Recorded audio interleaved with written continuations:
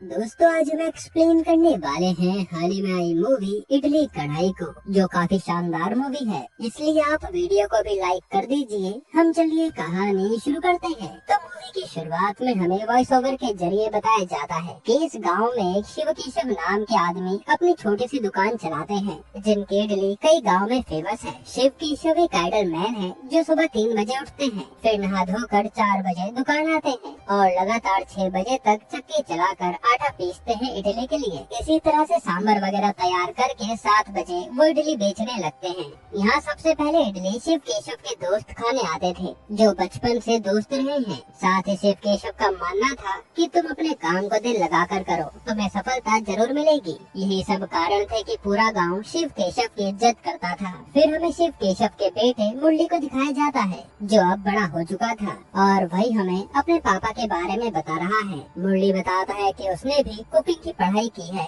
पर उसके सपने बड़े थे, इसलिए उसे अपने पापा के नाम पर कई सारी इडली की ब्रांच खोलनी थी, जिससे ये लोग खूब पैसा कमा सके। इसलिए एक बार मुरली अपने पापा के लिए आटा पीसने वाली मशीन लाता है, जिसकी इडली बनाकर शिव केशव को अपनेपन का स्वाद नहीं आता और वो कहते हैं कि इसमें वो वाली बात नहीं जो मैं अपने हाथ से पीस कर बना पाता हूँ। फिर कुछ समय बाद मुरली अपने पिता से कई सारी जगह पर इडली की दुकान खोलने की इच्छा जाहिर करता है, पर शिव केशव मना कर देते हैं कि मैं हर दुकान पर जाकर इडली नहीं बना पाऊंगा और लोगों को अच्छा इडली सांभर नहीं मिला तो मेरा नाम खराब होगा। जिस पर मुरली कहता है कि हम बस कुक रख लेंगे, उसकी टेंशन आप मत लो। लेकिन शिव केशव मना कर देता है कि मैं इडली अपने शौक से बनाता हूँ, ज्यादा पैसा कमाने के लिए नहीं। तब मुरली कहता है कि इससे अच्छा तो मैं शहर ही चला जाता, क्योंकि मुझे अपने करियर के बारे में सोचना है, जिसके बारे में मुरली कई बार अपने पापा से कहता है। तो अपने बेटे की जिद देखकर वो मान ही जाते हैं। फिर जब मुरली बस से जा रहा होता है तो शिव केशव कहते हैं कि बेटा भले ही तुझे मेरी बात समझ नहीं आ रही, पर उस दुकान में मेरी जान बसती है। अगर मुझे कभी कुछ हुआ भी ना तो मेरी आत्मा उसी दुकान के आसपास रहेगी। ये सुनकर मुरली शहर चला जाता है पैसा कमाने। इसके बाद हमें कई साल बाद मुरली को बैंकॉक में दिखाते हैं, जो अब एक बड़े से होटल में हेड शेफ बन चुका है और वो अपने काम में एक्सपर्ट है। साथ ही उसे अक्सर अपने मम्मी पापा की याद आती है, लेकिन वो काम के सिलसिले में गाँव नहीं जा पाता। फिर मुरली इस कंपनी के मालिक वर्धन की बेटी मीरा से मिलने आता है और इनकी बातों से हमें पता चलता है कि मुरली की अच्छाई देखकर मीरा मुरली से प्यार कर बैठी, इसलिए अब इन दोनों की शादी होने वाली है, जिसके बारे में ये बात कर रहे थे। फिर मुरली वर्धन से मिलने आता है और वर्धन का पूरा ख्याल मुरली ही रखता था, इसलिए वर्धन भी मुरली की अक्सर तारीफ करता रहता था। तभी वर्धन पूछता है कि आपके मम्मी पापा शादी में आएंगे क्या, जिस पर मुरली कहता है कि मुश्किल है सर। उसी समय वर्धन का पीए आकर बताता है कि यहाँ पुलिस आई है आपके बेटे अश्विन को ले जाने के लिए। तब वहाँ जाकर पता चलता है कि अश्विन जुआ खेलते हुए पकड़ा गया, जो कि यहाँ पर इलीगल है। ये देख मुरली पुलिस से बात करके मामला रफा दफा कर देता है। फिर वर्धन अश्विन से कहता है कि तुझे जुआ खेलना है तो ऐसे देश में जाकर खेलना जहाँ ये सब इलीगल ना हो। साथ ही वर्धन अश्विन को मुरली की तरह बनने को कहता है, जो पूरा बिजनेस संभाले बैठा है, पर अश्विन तो मुरली के नाम से ही चिढ़ जाता है। असल में वर्धन अक्सर अश्विन को मुरली से कंपेयर करता था, इसलिए अश्विन कभी मुरली को अच्छा नहीं मानता। फिर अश्विन के जाने के बाद वर्धन मुरली से कहता है कि यार मैं अश्विन की गलतियाँ हमेशा से छुपाता आया हूँ और आज तक मैंने उसे थप्पड़ तक नहीं मारा। जिस पर मुरली कहता है कि सर अगर आप उसे पहले थप्पड़ मार देते तो वो बड़े होकर ऐसे उटपटांग काम न करता। लेकिन वर्धन कहता है कि जब से उसकी माँ भगवान को प्यारी हुई है, मेरे लिए अश्विन थोड़ा ज्यादा ही दिल के करीब हो गया। उतना अजीज तो मेरी बेटी मीरा भी नहीं है। फिर जब वर्धन घर आता है तो अश्विन अपने पापा को डांटने लगता है कि तुम उस नौकर से मुझे कंपेयर क्यों करते हो, उसकी मेरे सामने क्या औकात है, और मुझे तो समझ नहीं आता कि वो नौकर मेरी बहन को पसंद कैसे आ गया। तब वर्धन कहता है कि मुरली दिल का अच्छा है और उसे बिजनेस की भी काफी अच्छी समझ है, जिसने हमारी कंपनी को अब तक प्रॉफिट ही कराया है, इसलिए मीरा की उससे शादी करने में कोई गलती नहीं है, बल्कि ये फायदे का सौदा है। इधर ड्राइविंग करते समय मुरली अपनी माँ से बात कर रहा था और वो कहता है कि आप और पापा मेरी शादी में आइए ना, पर मुरली की माँ कहती है कि उन्हें तो रोजाना दुकान खोलनी होती है, वो इतनी दूर आने के लिए मना कर रहे हैं, जो सुनकर मुरली दुखी हो जाता है। इसके बाद मुरली जब अश्विन से मिलने आता है तो वहाँ वो बॉक्सिंग कर रहा था। अश्विन मुरली को रिंग में आकर उससे बॉक्सिंग करने को कहता है। इस पर मुरली भी मना नहीं करता, क्योंकि उसे अपने बॉस को मना करना आता नहीं था। फिर यहाँ अश्विन मुरली को अच्छे से धोता है और मुरली कुछ कहता भी नहीं। फिर उसे पीटने के बाद अश्विन मुरली को साथ लेकर एक जगह आता है, जहाँ उसे एक एक आदमी से पैसे लेने थे। तभी अश्विन उस आदमी को खूब मारता है, क्योंकि जुए में हारने के बाद इसी आदमी ने पुलिस को अश्विन के बारे में बताया था। ये देखकर मुरली हैरान था कि अश्विन इतने बड़े बिजनेसमैन का बेटा होने के बावजूद ऐसे गुंडों से लड़ता झगड़ता है। खैर अब अगले दिन मुरली और मीरा की शादी से पहले एक पार्टी रखी जाती है। तभी मुरली पर उसकी माँ का फोन आता है, जो बताती है कि बेटा तुम्हारे पापा इस दुनिया में नहीं रहे। ये सुनकर तो मुरली के पैरों तले जमीन खिसक जाती है। फिर जब मुरली ये बात वर्धन को बताता है तो वर्धन कहता है कि तुम अपने पापा का अंतिम संस्कार करके आ जाओ और हम ये शादी पोस्टपोन नहीं कर सकते, क्योंकि सारे बड़े बड़े लोगों को इनविटेशन जा चुका है, इसलिए अगले हफ्ते हमें ये शादी करनी ही पड़ेगी। तब मुरली भी टेंशन में समझ नहीं पाता कि वो क्या कहे और वो इंडिया जाने के लिए एयरपोर्ट पर आता है। वहीं उसे उसकी कंपनी का आदमी रामराज मिलता है, जिसे मीरा ने मुरली के साथ उसके गांव जाने को कहा था, क्योंकि रामराज भी उसी के गांव के आसपास रहता था। और असल में रामराज का काम था कि वो मुरली को अंतिम संस्कार के बाद वापस बैंकॉक ले आए। फिर इंडिया आते समय मुरली अपने पापा को याद करता है और रामराज से बताता है कि मेरे पापा मेरे हीरो थे।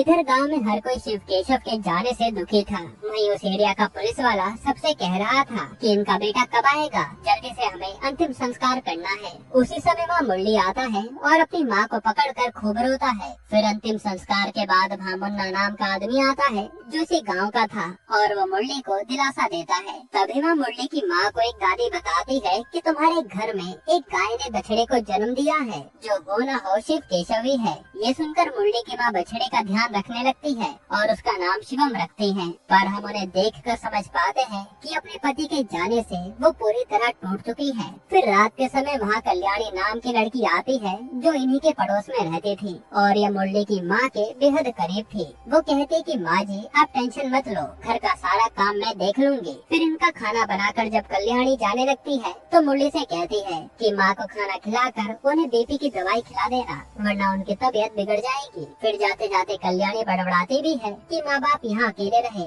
और ये आदमी विदेश कमाने गया, पता नहीं कैसा लड़का है ये। खैर अब जैसे तैसे मुरली अपनी माँ को खाना खिलाता है। इधर रामराज, जो कि मुरली के पड़ोस वाले गांव में रहता था, वो अपनी फैमिली से मिलने आता है, जिन्हें देखकर वो बहुत खुश हो जाते हैं। फिर जैसे वो अपनी माँ के पास आता है तो रामराज की माँ तो उसे पहचान ही नहीं पाती, जिस पर रामराज की बीवी कहती है कि इनकी याददाश्त अब जा चुकी है, इसलिए वो आपको नहीं पहचान रही। ये देखकर रामराज बहुत दुखी होता है। इधर मीरा मुरली से कॉल पर बात कर रही थी और वो अब भी कहती है कि तुम शादी के लिए टाइम पर आ जाना, जिस पर मुरली जवाब नहीं देता। तब उसकी माँ भागते हुए आती है और कहती है कि मुझे दुकान पर जाना है। तब मुरली अपनी माँ को पापा की दुकान पर लाता है और ये उसकी माँ अपने पति के साथ बिताए पलों को याद करने लगती है। यहाँ से सीन पास्ट में जाता है जब शिव केशव ने मुरली की माँ से शादी की थी। तब उस दौरान ये काफी अच्छे से रहते थे और शिव केशव अपनी बीवी को जरा सी भी कमी होने नहीं देता था। फिर शिव केशव ने इसी दौरान अपनी माँ से इडली सांभर बनाना सीखा था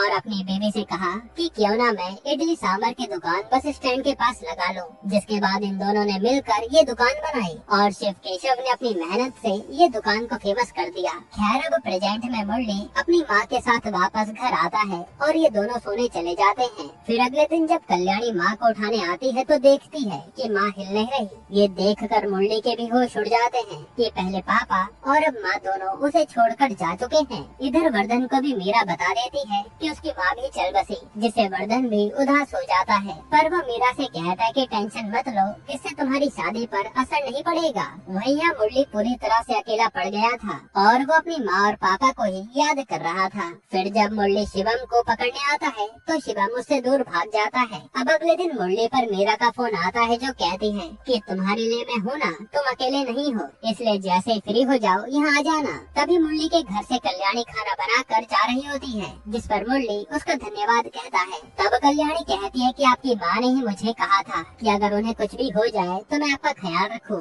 जो सुनकर मुरली उदास हो जाता है। इधर मीरा रामराज को कॉल करके कहती है कि कैसे भी करके मुरली को कन्विंस करो और उसे यहाँ शादी के लिए ले आओ, क्योंकि डेट नजदीक आ रही है। तब मीरा के पास अश्विन आकर कहता है कि तुम मुरली के पीछे क्यों पागल हो, पर मीरा कहती है कि मैं उससे प्यार करती हूँ। जिस पर अश्विन कहता है कि फिर मैं उसे यहाँ पर ले आऊंगा। फिर हम मुरली के पास मुन्ना को देखते हैं, जो उसे कह रहा था कि आपके पापा की दुकान अब वैसे भी वेस्ट हो रही है, आप तो विदेश चले जाएंगे, तो क्यों ना मैं उस दुकान को खरीद लूं, इससे आपके पापा की दुकान चलती रहेगी। जिस पर मुरली मान जाता है और फिर पंचायत के सामने मुन्ना को दुकान के पेपर पर पर साइन करने के लिए कहता है। तब मुन्ना भी उसे 7 लाख रुपए देने को तैयार था। वहीं यहाँ ये खबर कल्याणी को भी मिल जाती है कि कल मुरली अपनी दुकान मुन्ना को बेच देगा, जो सुनकर उसे बहुत गुस्सा आता है। खैर जब मुरली घर जा रहा होता है तभी उसे अपने पापा देवताओं के मंदिर में नजर आते हैं, जो देखकर वह हैरान था। एक तरह से ये उसे किसी बात का संकेत लग रहा था। फिर अगले दिन मुरली जब अपनी दुकान मुन्ना के नाम करने जा रहा होता है तो उसके जहन में कल रात का इंसिडेंट ही घूम रहा था कि वो क्या करे,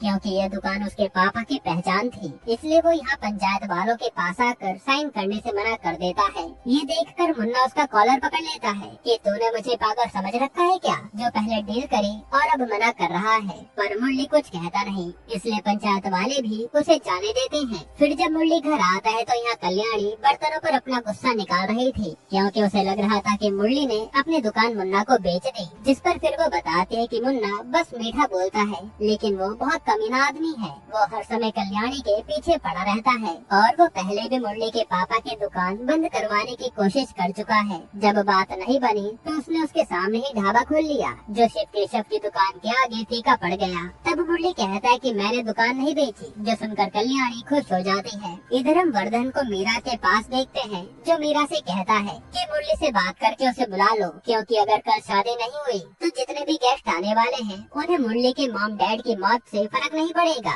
बल्कि उन्हें लगेगा कि मीरा में ही कोई खोट है जो मुरली उससे शादी नहीं करने आया। इससे वर्धन का नाम खराब होगा। तब मीरा तुरंत रामराज को कॉल करती है कि मुरली कब आएगा और उसकी दुकान बिकी या नहीं, जिस पर रामराज कहता है कि मुरली ने तो दुकान बेचने से ही मना कर दिया। ये सुनकर मीरा चिल्लाने लगती है। फिर वो मुरली को कॉल करके कहती है कि तुमने दुकान क्यों नहीं बेची और तुम कब आओगे, कल हमारी शादी है। तब मुरली कहता है कि मेरे माँ बाप नहीं रहे और तुम्हें शादी की पड़ी है। आगे मुरली कहता है कि हमें 6-7 महीने के लिए शादी पोस्टपोन कर देनी चाहिए। इस पर तो मीरा गुस्से में मुरली को उटपटांग कहने लगती है, यहाँ तक कि वो उसके पापा की दुकान के बारे में भी न जाने क्या क्या कहती है। तब मुरली मीरा को डांटने लगता है, जो कि अश्विन भी सुन लेता है और वो उल्टा मुरली को उसकी औकात याद दिलाता है, जिससे मुरली शादी के लिए ही मना कर देता है। ये सुनकर तो कल्याणी खुश हो जाती है। इसके बाद मुरली अपने पापा की फोटो के आगे दिया जलाता है और उनकी दुकान फिर से चालू करने की सोचता है, ताकि उसके पापा की आत्मा को सुकून मिले।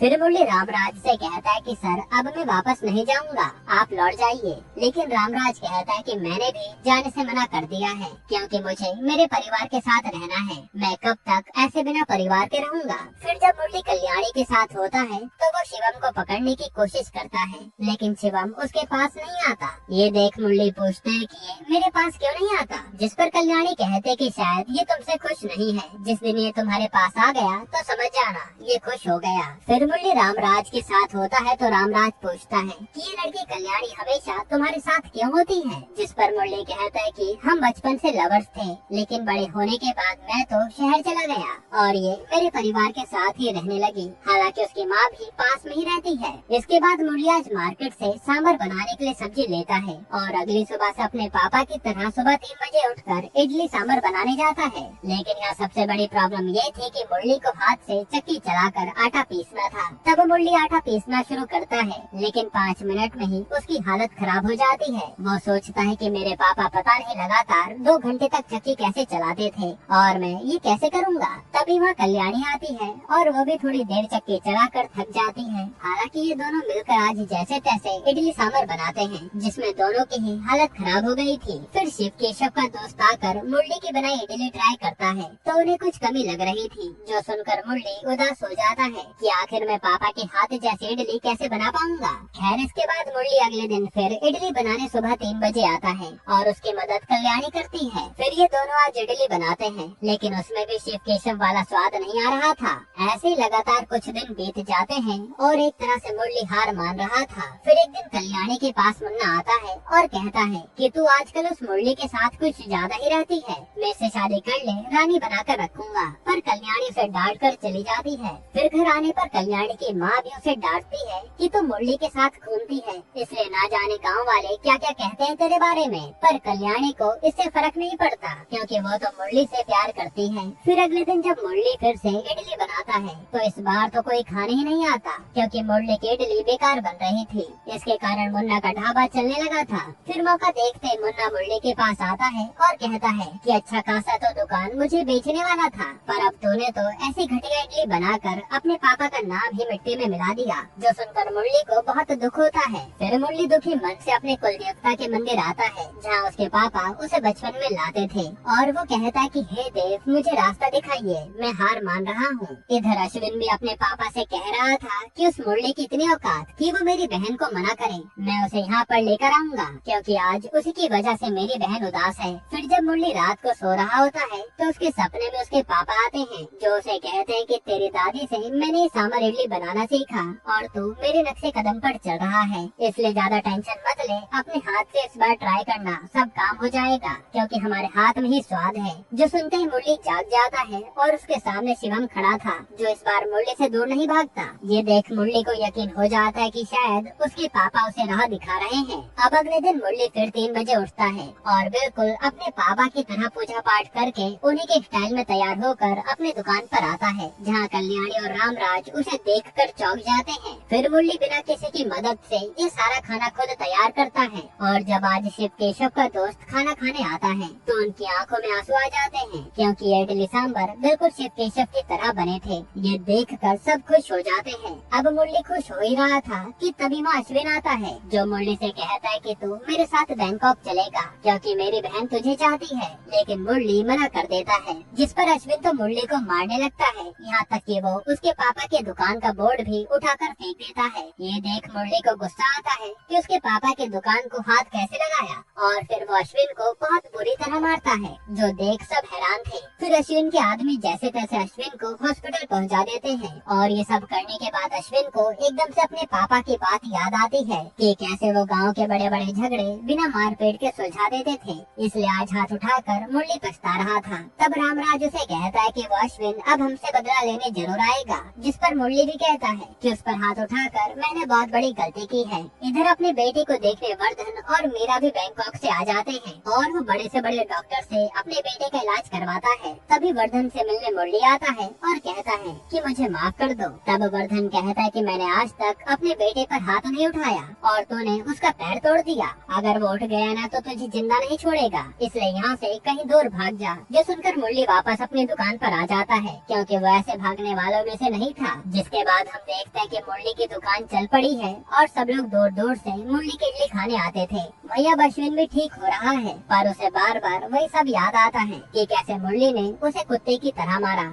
ऐसे ही कुछ दिन बीत जाते हैं जहाँ अश्विन ठीक हो गया था। वही मुरली गाँव वालों का चहेता बनता जा रहा था। सबको मुरली में उसके पिता की झलक दिखती थी। अब एक दिन मुरली जब कल्याणी के साथ होता है तो कहता है कि पहले मुझे गाड़ी बंगला चाहिए था पर अब मैं इस गांव में खुश हूँ। यहाँ कल्याणी मुरली को उसकी दी हुई चैन भी दिखाती है जो उसने 9th क्लास में उसे दी थी और कल्याणी ने आज तक इसे संभाल कर रखा है, जो देख मुरली भी हैरान था। इसके बाद मुरली जब घर जा रहा होता है तभी उसे किसी के होने का एहसास होता है, इसलिए वो रामराज को फोन करके इस एरिया में आने को कहता है। तभी मुरली के सामने अश्विन आ जाता है उससे अपना बदला लेने के लिए और वो मुरली को मारने लगता है। यहाँ आज मुरली भी चुपचाप अपने पापा को याद करके मार खा लेता है ताकि अश्विन अपना गुस्सा निकाल कर चला जाए। पर अश्विन का गुस्सा तो और बढ़ जाता है क्योंकि उसे लगता है कि मुरली उस पर दया दिखा रहा है, इसलिए वो मुरली को मारकर अपने साथ लेकर चल देता है। वहीं रामराज जब कुछ लोगों के साथ मुरली को ढूंढने आता है तो वहाँ काफी खून पड़ा था। ये देख रामराज समझ आता है कि जरूर मुरली के साथ कुछ गड़बड़ हुई है,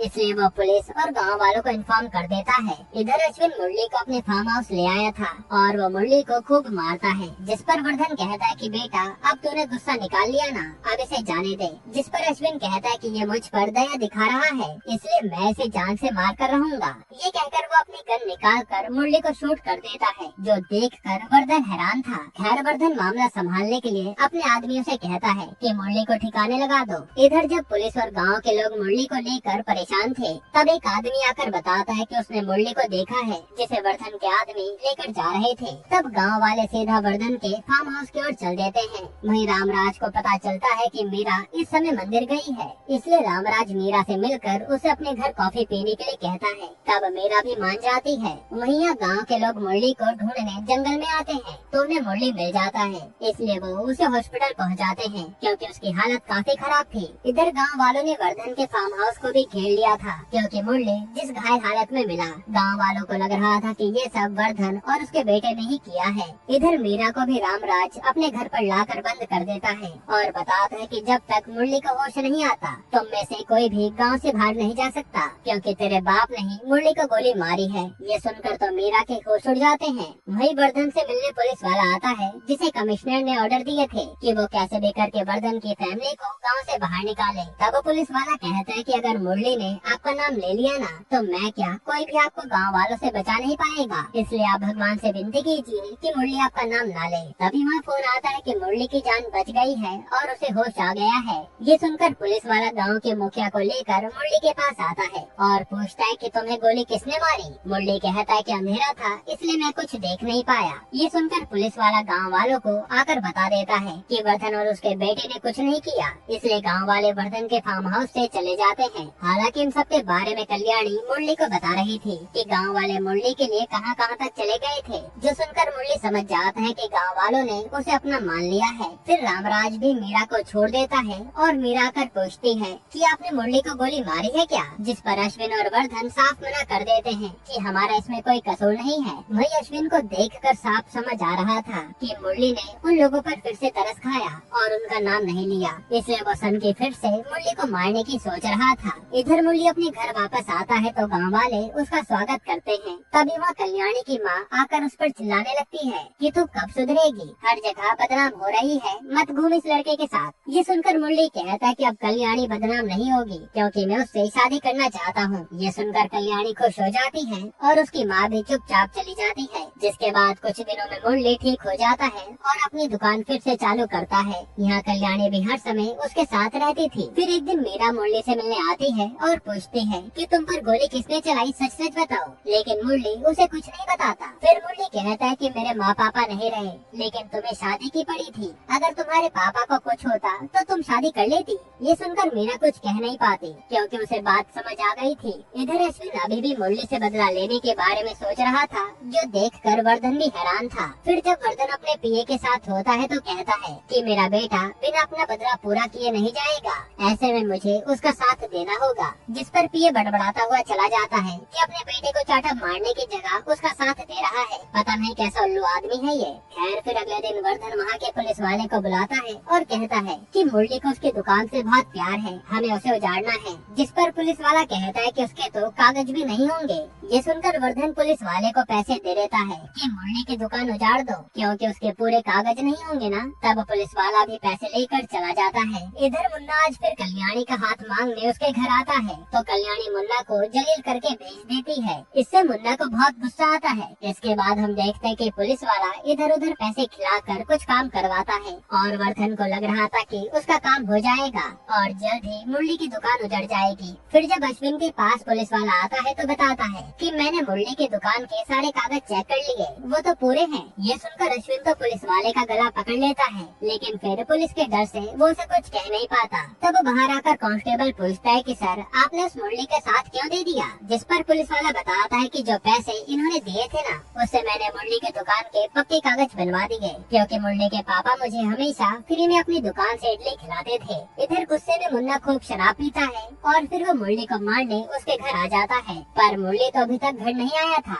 ये देख गुस्से में मुन्ना शिवम को मारने वाला था। तभी यह मौके पर मुरली आकर शिवम को बचाता है और मुन्ना को बुरी तरह मारता है। इधर अश्विन अपने पापा से कहता है कि पापा चलो हम बैंकॉक चलते हैं, मुझे अब बदला नहीं लेना, बस मैं एक काम निपटा के आता हूँ। ये सुनकर वर्धन तुरंत टिकट करवा देता है। जिसके बाद यहाँ तो मुरली मुन्ना को पीट रहा था, वहीं अश्विन आकर मुरली की दुकान को आग लगा देता है और जब रामराज उसे रोकने आता है तो अश्विन उसे भी मारता है। फिर ये सब जब मुरली को पता चलता है तो वो जल्दी से अपनी दुकान पर आता है और ये सब देखकर उसके पैरों तले जमीन खिसक जाती है। ये देख रामराज सीधा मीरा को फोन करके कोसने लगता है कि उस बेचारे की दुकान तुम्हारे भाई ने जला दी। ये सुनकर तो मीरा आकर अश्विन को मारती है और वर्धन भी कुछ कहता नहीं। तब मीरा कहते है कि जरूर तुमने ही मुरली को गोली मारी होगी, पर उस बेचारे ने किसी का नाम नहीं लिया। ये कहकर वो बंदूक निकालती है और खुद पर बंदूक तान देती है कि मुझे आप लोगों के साथ रहना ही नहीं है। ये देख वर्धन तो अपनी बेटी को रोकता है लेकिन अश्विन मीरा को ही कहता है